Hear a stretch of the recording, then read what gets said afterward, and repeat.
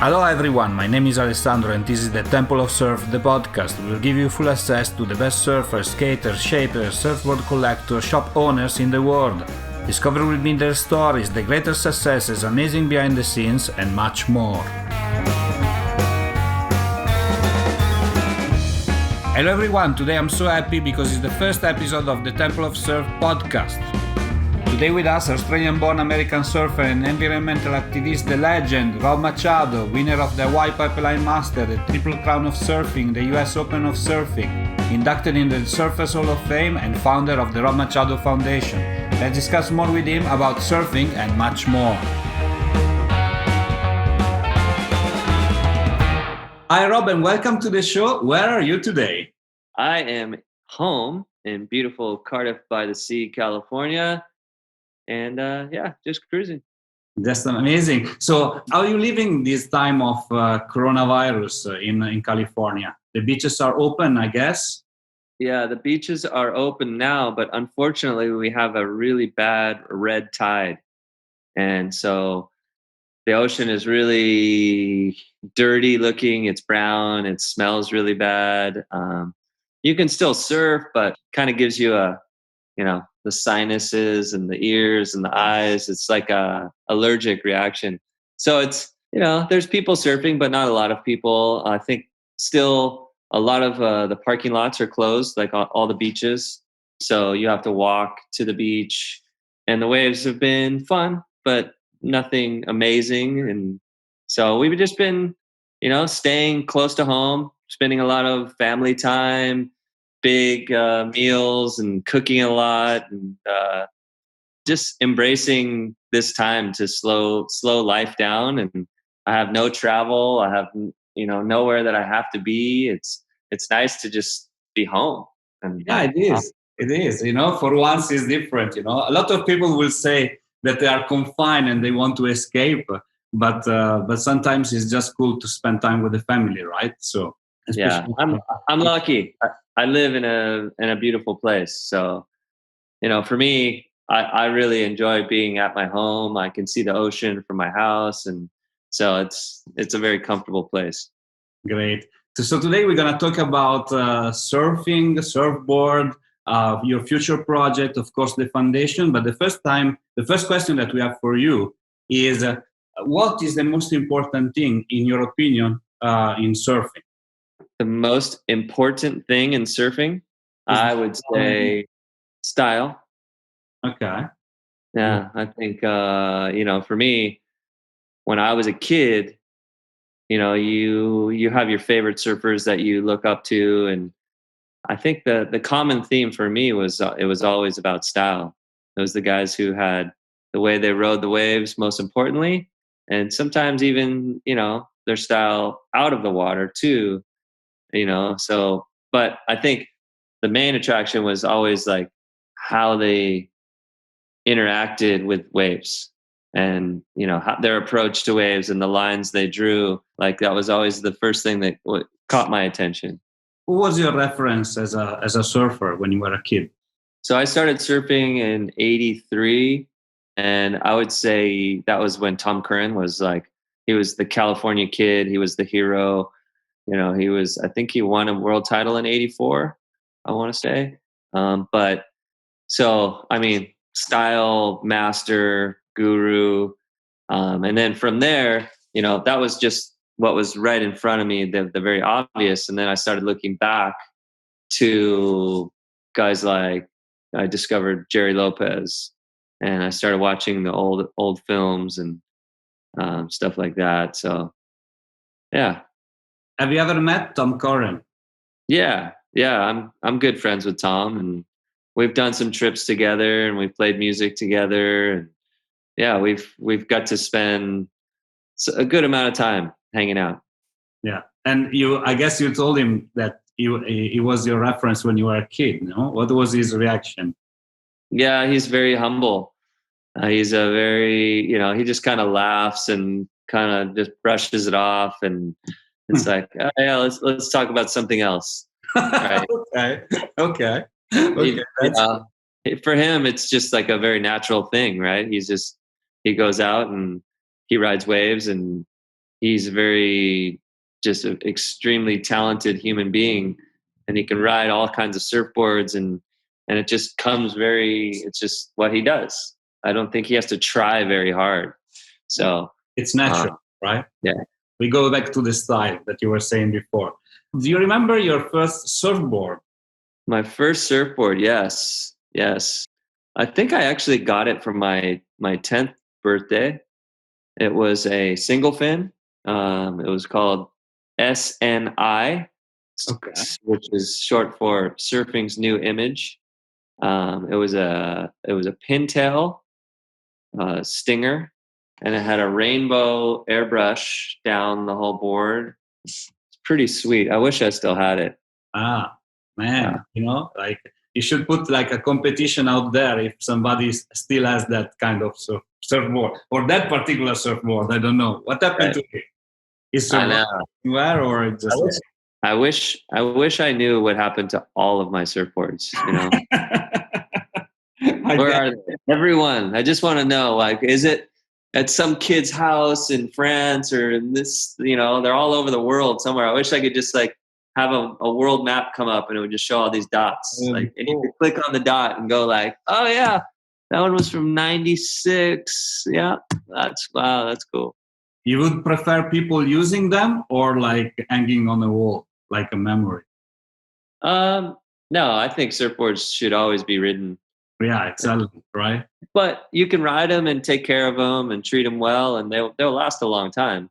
Especially if they have like a big rainbow. So I mean, Sure. That doesn't come like so often, right?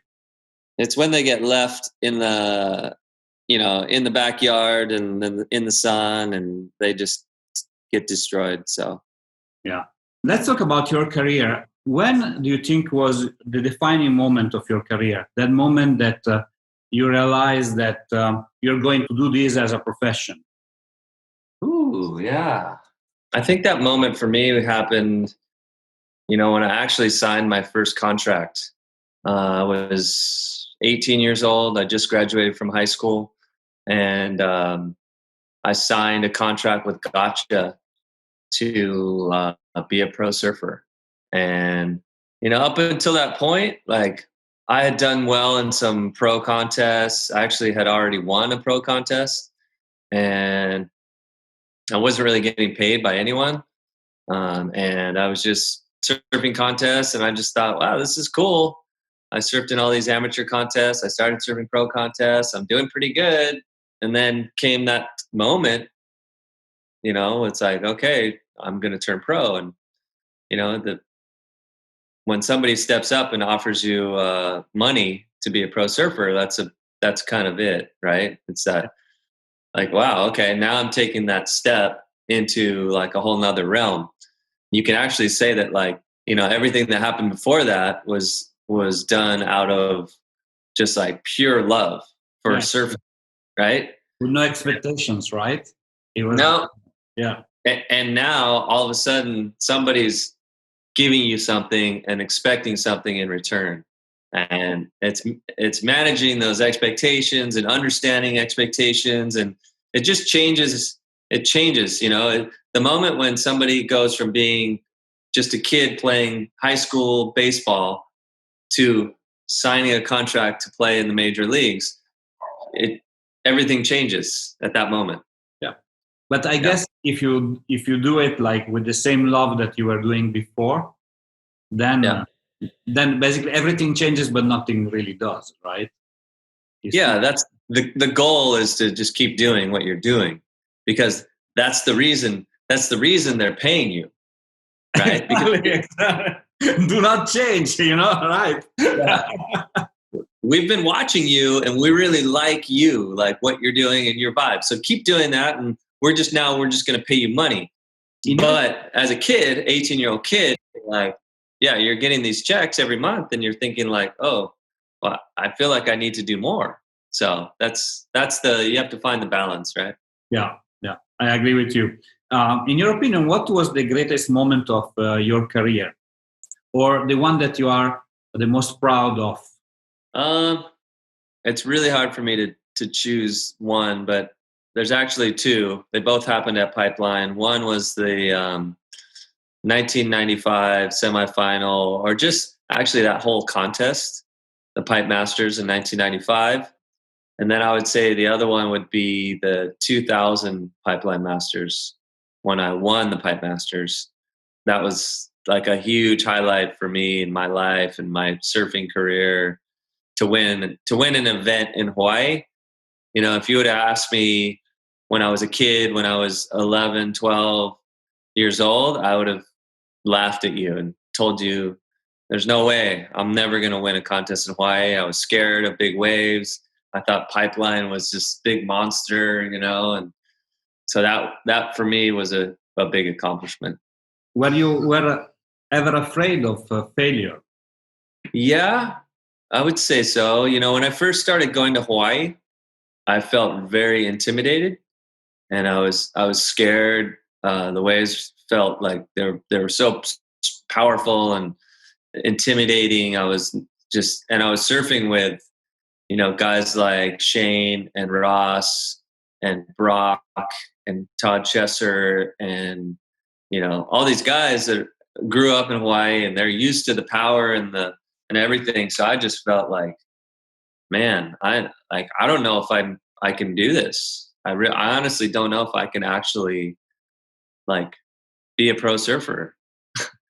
Like this is a huge task. Like for me, like I'm just like this little kid from California, and like I got to learn how to surf these waves in Hawaii. That was like a really important thing, and I didn't have any confidence at all. But I guess that love and dedication enable you to overcome like those fears, right? And then going and win in Hawaii, like you said. Let's talk about 2004 and the creation of the Rob Machado Foundation. Are you happy about the progresses that you obtained with the foundation so far? And what's next? Yes, I am really happy. We started the foundation, it was a long time ago, 2004. And we've been working with a lot all over California and expanding and doing lots of great projects with environmental education for kids. And, you know, our latest focus has been mainly on water and removing single-use plastics from school campuses so that kids have access to free drinking water on campus. A lot of the schools here, they either have old drinking fountains that kids don't drink out of, or they have vending machines where kids have to buy water out of a plastic water bottle. So we're trying to just give kids access to good, clean, healthy drinking water so that they can bring their own canteens and refill and have healthy, good water all day. Yeah. But what's next? What are the future projects of the foundation? Is there any particular thing you're planning to do, or you want to continue to do what you are doing so far and just like have a bigger reach or something like that? Yeah, we're really just continuing what we're doing, focusing more on the water and just getting the good vibes out there, and always looking for ways to raise money, fundraising, putting on cool events. And it's tough. Like right now, normally we have a concert every year, and right now it's like, I don't know if we even can have a concert. When's the next time are we going to be able to go to a concert? You know? Oh man, I miss that so much. But I love live music. So we're in a little bit of a strange time right now, and so we're trying to find ways to work around it and figure it out. Yeah, you know, there is like a possibility to do Zoom concert, but it's not that like. I mean, it's entertaining, right? But there is something missing, right? There is the human experience that definitely it's a big part of it, right? We cannot change the human experience with Zoom or with technology, right? There's nothing like being in a room and listening to live music and hearing the guitar and feeling the drums and the bass and seeing it all come together. It's magic, you know. It's truly is magical. So it's hard to recreate that in the digital world, but Hey, everybody's been doing some really cool stuff. Like I've been seeing some amazing little sessions from some great musicians like Ben Harper and Eddie Vedder and my friends at Switchfoot. And yeah, it's been cool, really cool, especially during this time. We know we can't go see them play, so at least we have that, right? At least, yeah, I agree with you. It is important, to keep going. Then for sure, we're going to go back. Last question is about, actually, it's not really the last question. It's a tricky last question, but it's about shipping surfboards. So how did it all started with you and shipping surfboard? Is something like you dedicate quite a lot of time? How does it work? Actually, my dad actually built a shaping room in my backyard when I was like, I want to say 12 or 13 years old. So I was really young. And my first shaper, this guy by the name of Greg Sarich, he would shape back there and I would go and watch him shape. And I was just like, it was so cool to me to watch somebody craft a surfboard out of a blank. So from there, I moved on and I started working with Al Merrick, and I would go into the shaping room with Al a lot and watch Al shape and watch this and that. And then in 2000, I shaped my first board, and it was terrible, but I loved it, and it was cool. I just started shaping not a lot of boards. I'd make a couple boards a year, and then I started making more, like 4 or 5 boards a year. A couple years later, and then it just kept slowly growing and growing and growing, and until I was just started making all of my own boards. I wasn't making boards for anyone else. I was just making all of my own. Then people started asking me like, "What are you writing and who made that?" I was like, "Oh, I made it." "What? Like you make your own boards? I want one." And so it just naturally kind of happened. And then my relationship with Firewire started, and they really wanted to help me with my shaping and getting my designs out to the world. And so that's been an amazing relationship working with them. And it's just fun. I love it. I love to get in there and design and experiment and build something and ride it and then say, "Ooh, okay, what can I change? Like, how can I make it better?" And I think that's the thing for me is that I'm never like 100% satisfied. Like I don't think I'm ever going to say like, that's it. That's the perfect board. I don't want to change anything, because I've said that. I've thought that before. And then like I ride it for a month or 2 months. And then I think like, oh, what if I did that? What if I did this or did that?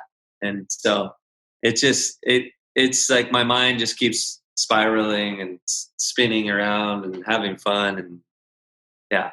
In search of the perfect board, like in a constant search of the perfect board. Maybe it will never happen, but of course it's a lot of fun, I guess, for every shaper to try as well the board that you shape. Actually, it's all about that, right? I guess. Cool. We're going to finish our interview with a short Q&A session. So please answer the first thing that comes up to your mind, okay? Whoa, okay. Good, the best surfboard you ever ridden.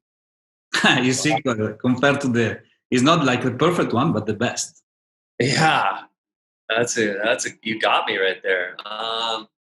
My 11-foot Skip Fry glider. I love Skip Fry. It's like best surfboard. The fish are amazing. Yeah.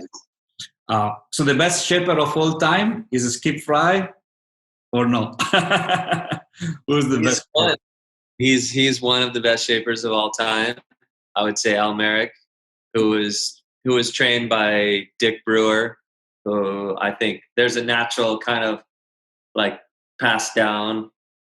Yeah. So yeah. It's a legacy. Your favorite rock song? I would say there's a Ben Harper song called Faded. Okay. And there's a live version where he plays Faded, and then he goes into a Whole Lot of Love by Led Zeppelin. Wow. Okay, so, I can definitely look at it. Yeah. Harper is amazing, of course. Your favorite surfboard? I'm just going to stay right here at home and say Seaside Reef. Okay. The best surfer of all time? Best surfer of all time. It's a good one. So many. Yeah. The one having the most fun. I guess so, right? And I would say the sessions I've had with Skip Fry, he's like always hooting and like having such a good time. He loves his equipment. He loves to just play with his fins and get his boards dialed in. And he's so stoked. And he is, I don't know how old he is now. 70 something? I think 76. Yeah. Yeah. He lives nearby you, right? He lives in San Diego? Yeah. Still shaping it. It's like amazing. What he says is stay wet, right? Okay. And the last question is a little bit unusual. We want to know your best relationship advice. Wow. I think you need to be very open, very selfless, I think is a very good word. Right. And I think you understand this when you have kids. It's not all about you anymore. You're not just running around surfing, eating burritos and doing this and doing that. Be as selfless as possible and to give and to forgive. And there's not enough time in this world for, anger and resentment and hatred. It's just like there's so much positivity out there that can be done, and if you put it out there, it's going to come back. So that's I guess if fatherhood is teaching you this lesson, right? Absolutely. That is the one thing that your children will teach you is how to be selfless. Thanks a lot, Rob, for being on the show today. And I look forward to talk to you very soon. Thank you very much for having me, man. I appreciate it. Ciao. Bye-bye.